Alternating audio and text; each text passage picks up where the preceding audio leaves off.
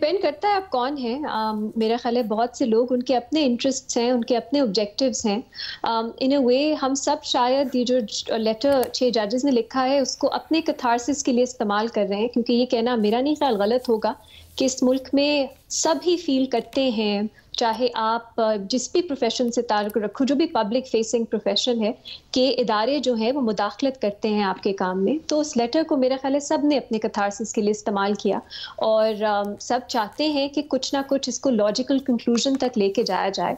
लेकिन मुझे शुरू से ये कंसर्न रहा है कि इसका लॉजिकल कंक्लूजन होगा क्या?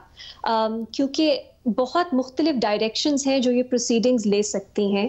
हमारी एक्सपेक्टेशंस जो हैं शायद वो पूरी तरह ना मीट कर सकें। बहुत से इश्यूज हैं प्रैक्टिकलिटी के, जुरिस्डिक्शन के, इख्तियारात के। तो मेरा ख्याल है ये कुछ लोग तो अनसैटिस्फाइड रहेंगे इन प्रोसीडिंग्स से और जो भी इनका कंक्लूजन होता है उससे। अब अलीना, मैं इसको डिटेल में बात कर सकती हूँ। मैंने बहुत से लोगों को सुना है इस पे बात करते हुए और उन सबकी जो एक्सपेक्टेशंस हैं वो आपस में कॉन्ट्रडिक्ट करती हैं। कुछ लोग चाहते हैं अकाउंटेबिलिटी और वो चाहते हैं डिसिप्लिनरी एक्शन हो, क्रिमिनल अकाउंटेबिलिटी हो उन लोगों की जो इसमें मुलविस हैं। लेकिन एट द सेम टाइम फिर कहा जाता है कि हमें पास्ट में भी जाना है। अब जितना आप माजी में जाते चले जाएंगे उतना दायरा कार बढ़ता रहेगा इन प्रोसीडिंग्स का और फिर अकाउंटेबिलिटी मुश्किल हो जाएगी। स्पेशली क्योंकि आज सुप्रीम कोर्ट ने भी, चीफ जस्टिस साहब ने खास तौर पे ये कहा कि सुप्रीम कोर्ट के पास इंक्वायरी करने का खुद से नहीं है अथॉरिटी, तो उन्हें इवेंचुअली जाना तो एग्जीक्यूटिव के पास ही पड़ेगा। तो ये हो गई अकाउंटेबिलिटी की बात। और आप माजी में भी जाके देख लें, 2 जजमेंट्स मेरे जहन में आती हैं। असगर खान वाली जजमेंट जिसमें सुप्रीम कोर्ट ने कहा, हुकूमत को ही कहा कि आप अकाउंटेबिलिटी करें, आप प्रोसीडिंग्स जो है इनिशिएट करें, लेकिन हमने देखा कुछ नहीं हुआ। फिर हमने फैजाबाद धरना जजमेंट में भी देखा हुकूमत को और जो आपके इदारे हैं उनके हेड्स को कहा गया कि वो अकाउंटेबिलिटी करें, वहाँ भी कुछ नहीं हुआ।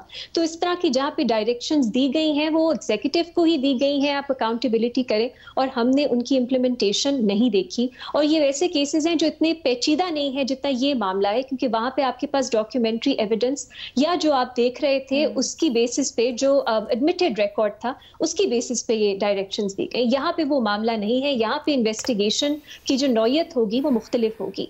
दूसरा, हमने देखा है डिक्लेरेशंस दी जाती हैं। अगेन आप असगर खान जजमेंट देख लें, आप फैजाबाद धरना जजमेंट देख लें, उसमें कहा गया है कि इंटेलिजेंस एजेंसी जो है उनको अपने दायरेकार में रह के अपना काम करना चाहिए, मुदाखलत नहीं करनी चाहिए। इस पे भी आप देख लें तो जजमेंट्स मौजूद हैं। शायद हमें एक और डिक्लेरेशन मिल जाए कि अदलिया के मामलात में मुदाखलत नहीं करनी चाहिए। ये इंपॉर्टेंट होगा, लेकिन क्या इससे हम सेटिस्फाइड होंगे? देखते हैं। तीसरी चीज जो मेरे ख्याल है अहम है, जिसकी तरफ आज भी इशारा किया गया, कि शायद कंटेम्प्ट ऑफ कोर्ट का जो कवानीन है उनकी तशरीह कर दी जाए। जो कोड ऑफ कॉन्डक्ट है जजेस का उसकी तशरीह कर दी जाए, ताकि एक गाइडेंस मिल जाए जजेस को कैसे मामलात हो तो उन्होंने किस तरह रिस्पॉन्ड करना है। ये भी हो सकता है। लेकिन अगेन जो लोग तवक्को कर रहे हैं कि ये एक वाटरशेड मोमेंट होगा पाकिस्तान की जुडिशल तारीख में, इससे हमारी डायरेक्शन ही बदल जाएगी, मुदाखलत खत्म हो जाएगी, क्या supreme court on its own ये इंश्योर कर सकता है? मेरे बहुत से सवालात हैं। मेरा ख्याल है इवेंचुअली शायद अपसेट हो लोग, डिसअपॉइंट हो, क्योंकि सुप्रीम कोर्ट चाहे गुड फेथ में जो भी करना चाहे, कुछ चीजों में देयर हैंड्स आर टाइड और कुछ चीजों में उनको जो एविडेंस की जरूरत है वो उनके सामने नहीं है। सो मैं सिर्फ कॉशन ही करूंगी कि हमारे खुद की जो एक्सपेक्टेशंस लेके आगे चलें इन प्रोसीडिंग से, वो रियलिस्टिक होनी चाहिए, वो सुप्रीम कोर्ट की जुरिस्डिक्शन सामने रख के होनी चाहिए, और जितना हम स्पेसिफिक हो सकें अपनी ही रिकमेंडेशंस में, अपने तबसरे में, तज्जिए में, उतना मेरा ख्याल है बेहतर होगा। और मैं एक और चीज ऐड करूं, ये भी मैं सुन रही थी कि सुप्रीम कोर्ट को अपनी इस जुरिस्डिक्शन में सब जजेस को बुलाना चाहिए और जुडिशल कन्वेंशन करवानी चाहिए। मेरा सवाल है, मैंने तो इसका कोई प्रेसिडेंट नहीं देखा कि सुप्रीम कोर्ट इस तरह की जुडिशल कन्वेंशन अपनी सुओ मोटो के जो इख्तियारात हैं उससे बुलाई जाए। कुछ लोग कहते हैं कि जजेस की जो बात है उसको एज इट इज उसको मान लेना चाहिए और फिर उस पे आगे जो इक़दामात है वो लेने चाहिए। ये भी सवालात खड़े करता है कि अगर आपने कैसे आप इल्जामात को ओवरऑल तो मान सकते हैं अगर आपने डायरेक्शंस देनी है कि सब इदारे अपनी हदूद में रहें, लेकिन अगर आपने अकाउंटेबिलिटी की तरफ जाना है तो आप एज इट इज तो नहीं मान सकते। तो ये सब पेचीदा मामला है, ये कॉम्प्लेक्स मामला है और मेरा ख्याल इसकी कम्प्लेक्सिटी को समझ के आगे चढ़ना चाहिए। फौरन अगर हमारी एक्सपेक्टेशंस के मुताबिक कुछ ना हो तो नियत पे शायद शक नहीं करना चाहिए, क्योंकि मेरा ख्याल है जजेस जरूर चाहेंगे, ये बात है कि उनके इख्तियारात उन पे या उनके काम में मुदाखलत ना हो, ये तो सब चाहेंगे, लेकिन वो किस हद तक जा सकते हैं इस पे लेजिटिमेट सवालात हैं और कंस्ट्रेंट्स हैं। अच्छा, ये तो आपने बता दिया कि क्या एक्सपेक्ट नहीं करना चाहिए, बट थोड़ा सा अगर आप मुख्तसरन ये बता दें आईनी और कानूनी तौर पर क्या रियलिस्टिक एक्सपेक्टेशन हो सकती है इस समाज से, क्योंकि आज अदालत ने भी कहा ना इंक्वायरी अगर करवानी है इन हकाइक की या हकाइक जानना बड़ा ज़रूरी है, तो फिर वापस FIA इंक्वायरी कमीशन उस तरफ जाना होगा। So what should we expect from this? This is a difficult question. जब से खता again I am one of those people, मैं भी अपना कैथारसिस ही समझ रही थी इसमें, क्योंकि अगेन अलीना ये एक बहुत डिस्टर्बिंग चीज़ है कि हम सब एक तरह से हॉस्टेजेस हैं हमारे हालात के, लेकिन सब में अब थोड़ा थोड़ा आहिस्ता आहिस्ता आई थिंक मैं भी इसके बारे में आई विल लुक अप कि और अदालतों ने किस तरह ऐसे इश्यूज को हैंडल किया है।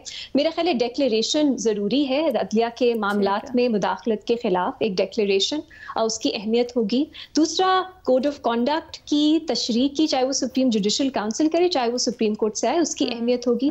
कंटेम्प्ट ऑफ कोर्ट, मेरे उस पर सवालात हैं कि किस तरह इस तरह के मामलात में कि अगर आपके घर पे सर्वेलेंस है, कैमराज लगे हुए हैं, आप कंटेम्प्ट ऑफ कोर्ट में क्या नोटिस ले सकते हो, क्या हर जज ले सकता है, क्या ये चीफ जस्टिस के इख्तियारात हैं, इस पे हमें कुछ तशरीह या वजाहत मिल सकती है।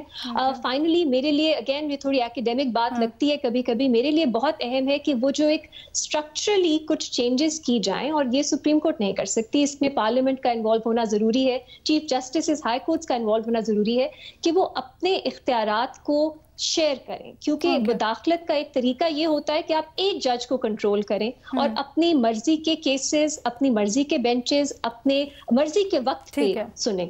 तो अगर वो इख्तियारात डाइल्यूट हो जाते हैं, उसमें स्ट्रक्चर आ जाता है, मेरा ख्याल है जैसे हमने देखी इसकी एक मिसाल सुप्रीम कोर्ट में हुई, वो नीचे भी जा सकती है, लेकिन इस्लामाबाद हाई कोर्ट में ये नहीं हो रहा। तो मेरा ख्याल है इस तरह के प्रैक्टिकल हल हो सकते हैं, लेकिन ओवरऑल अकाउंटेबिलिटी ऐसे होगी, लोगों को सजाएं मिलेंगी, मुझे ये मुश्किल लगता है।